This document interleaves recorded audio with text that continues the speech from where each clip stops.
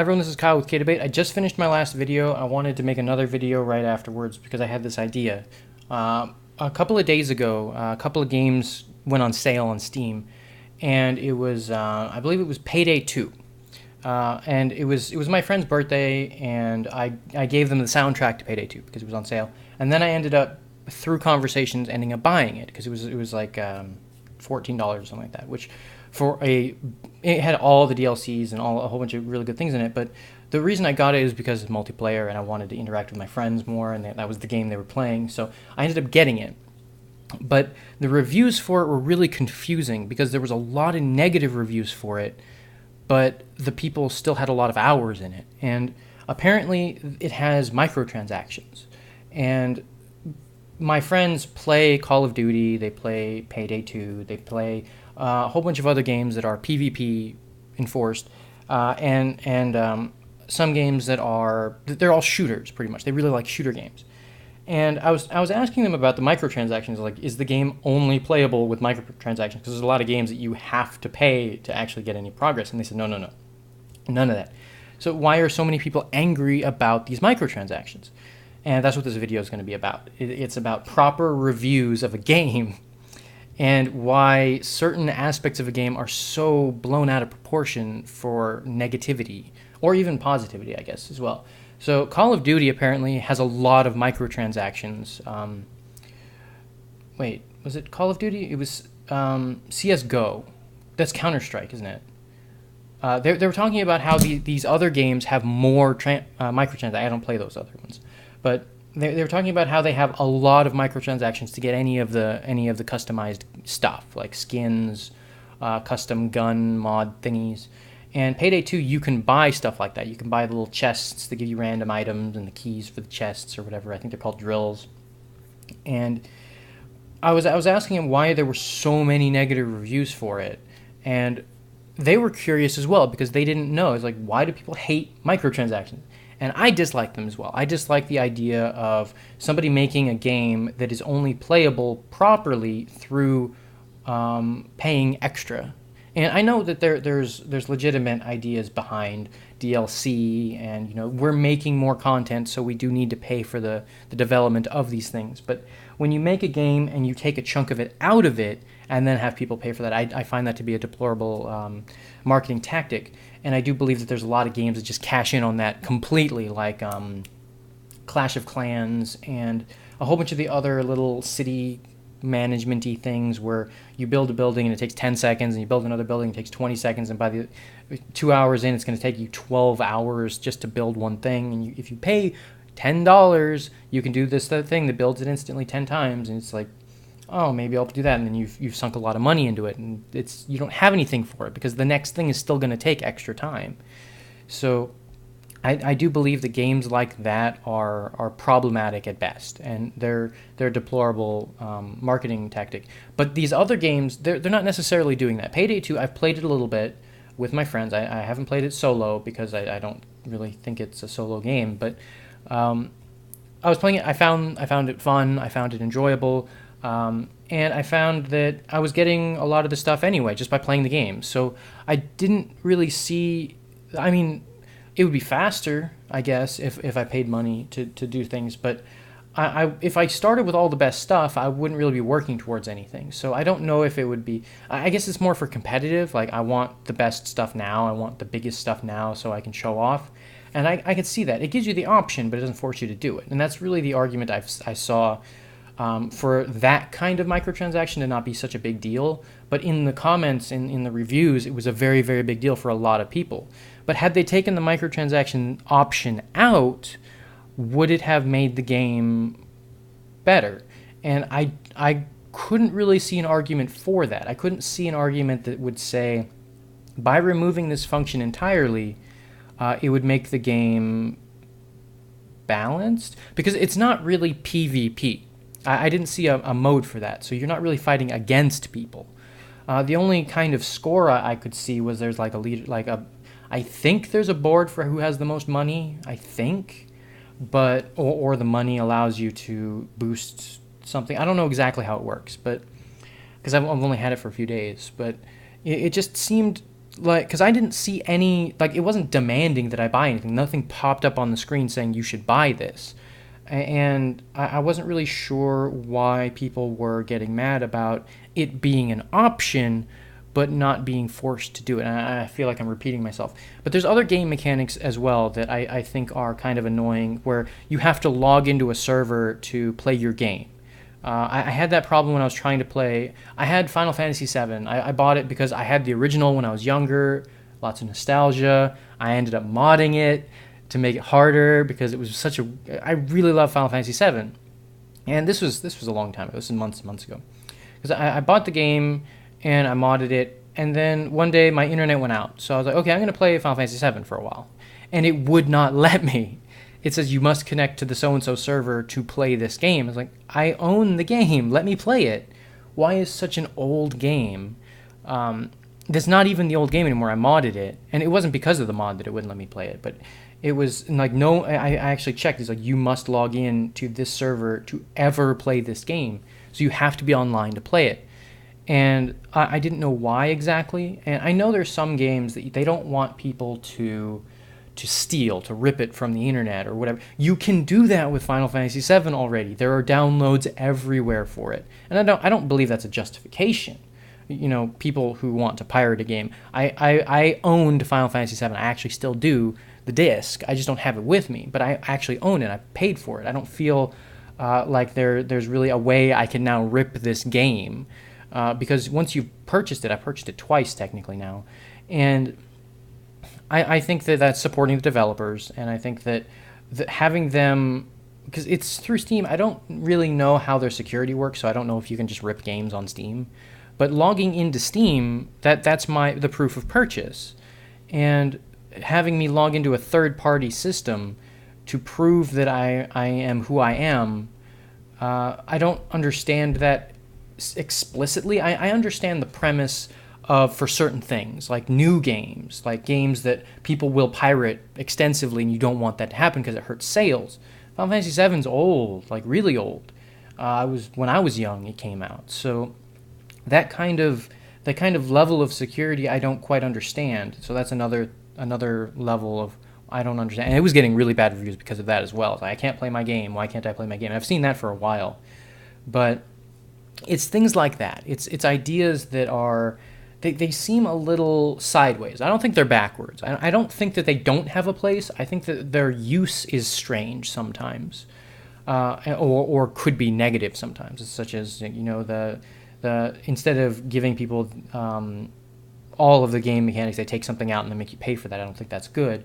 Or force you to log into something that is not being or has already been released on the internet as being ripped. So it's not really hurting sales to not have this security measure, because people aren't going to rip it through Steam. They're going to rip it through something else, which some of the mods require you to do that. But I didn't do that because I wanted to do it through Steam. I didn't want to have a third-party thing attached to my computer. My computer right here, I don't do anything weird on this computer. Like this computer, the one I'm on right now, I do all of my video editing. I draw, I write. This is my personal stuff. This one over here is my gaming computer. I tried doing video editing on it, but I haven't been able to upload anything off of it because I kind of lost my password for some of my logins. So I'm really hoping this one doesn't log me out. But so I'll get that one up and running before. But this one I don't use for personal. This big one I don't use for personal use. I only like surfing the internet. I don't surf the internet on it. I don't do anything. This one's just for gaming, and I know it's like an expensive thing, but I've seen people purchase like it's better than me purchasing like what are those things that people buy? It's like I'm not buying luxury items. I'm buying. I bought a computer. It's actually very functional, and I've been able to. I originally did it because I was going to do Let's Plays, but then I haven't had anyone to do Let's Plays with, so completely tangent, but gaming related, I guess. I made my investments. I'm trying to be fair about things, but some of these, like the conversations I was having about these weird game mechanics and these weird functions, I'm not sure who's implementing them or why they're being implemented. Steam, I love Steam. I love the level of freedom they give to the not the media, the people that use Steam. They have a really good forum. They have a really good hub for talking to people. They have instant news when something comes out for your game. They give you little notifications. You can give gifts. You can receive gifts really easily. It has a little chat function. Like, I really like everything about it. And then the sales, like, they have sales nonstop. And some of the sales are kind of weird. Like, I saw a 10% off a $1 game, so it was 10 cents off. I was like, that's kind of funny. But they also have, like, video editing software and animation software. I really like these things. These are good. This is a good system. And it really makes it so people don't want to pirate as much, because you pirate for something that doesn't work right. You pirate something that is like they mess with their consumers. And that's really what happened kind of to Ubisoft and what happened with a couple of other games developers, that they're building a structure around their brand that makes people not respect them. But Steam, people seem to really respect. And they're like, I'm not going to steal from something that I respect. And obviously there's kind of a weird, twisted logic to that, but there is a form of logic behind that. You don't hurt your friends. You don't hurt the people you respect. You hurt the people you don't like, and that's the twist. But I do think that the third-party thing was odd, and the DLC micropayments thing was odd, and then the reviews. Like, you can give, and that was all the way back to the reviews, how to give a proper review. And I apologize for being off topic so much, but all of this is how you do it. Like, you look at it like, okay, this, and then why, and then how, and then is it good, is it bad? And then you can't just say, because it has microtransactions, it's bad. And that's what I said earlier. It's like, sometimes the ability to do this will change how you're playing it. It gives people the opportunity to get that little extra so they can skip something that might be a little grindy. And it's not because the developers designed it to be grindy. It's just because, some people aren't into that. They want their game to be more multifunctional. It's like, okay, this game has a build-up. If you don't want to do the build-up, like you played it on a different platform, or you played the first game and you already know all these things, then yeah, you can skip that part. Just put in $10 and then you're already there. I don't necessarily agree that people should do that, but they're all opinionated. It's opinion. That's what it is. It's my opinion on that. But to objectively say, or to try and objectively say that it is wrong because it has it, I don't think that's a fair review. I don't think that would be an actual objective review. I think that's a biased review. And the same can be said for the security measures. Like, security is important for certain things. And I don't understand enough about it to really give a and I don't think very many of these people understand it either. They're just yelling at people because they don't have access to their games. And there is a conversation there. There's a much larger and much wider kind of, we need to actually establish what is fair and good. Can you take my games away? And that I paid for, that I own technically. You own the data. But I keep putting my camera so high you can't see my hand gestures. But what is fair, what is good, what is right, and what are you allowed to do? Like, there was one game I almost bought instead of Payday, because I don't want to buy too many things at once. It was... Oh, what was that game? It might be recalled now. Oh, Ark Eternal Primal... It's the one where you play as the caveman in an alien thing with dinosaurs. And one of the developers or somebody that was working on the game had a... They quit another company and they immediately started working on that one, but they had a contract saying that they wouldn't do that. So now the who owns that what they worked on is kind of in question.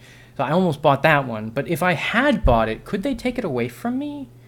Because the people that sold it to me don't own it anymore, or do they have to give the profits away but I get to keep it?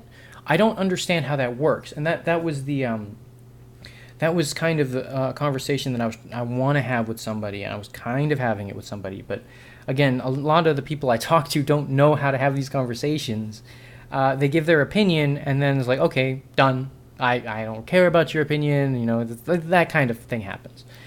They want to say their bit, and then they don't really want to have a kind of a debate. They just want to air their grievances.